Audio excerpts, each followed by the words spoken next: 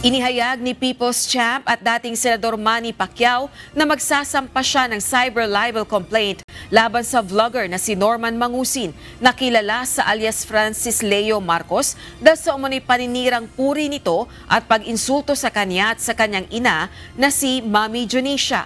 Ayon kay Pacquiao, nakahanda na ang kanyang abogado na ihain ang kaso matapos umanong maglabas ng pahayag si Mangusin na may utang siya rito at magbitiw ng masakit na salita laban sa kanyang pamilya. Samantala, kinumpirma ng Bureau of Jail Management and Penology o BJMP na inilipat na si Mangusin sa Parañaque City Jail kung saan siya kasalukuyang naka-medical quarantine.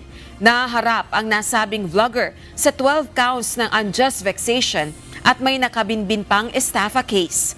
Tutol naman ang Criminal Investigation and Detection Group sa hiling ni Mangusin na makapagpiyansa dahil sa posibilidad na siya ay tumakas. Tiniyak ng mga otoridad na patuloy ang investigasyon at nakatakda ang arraignment at pre-trial sa March 2, 2026.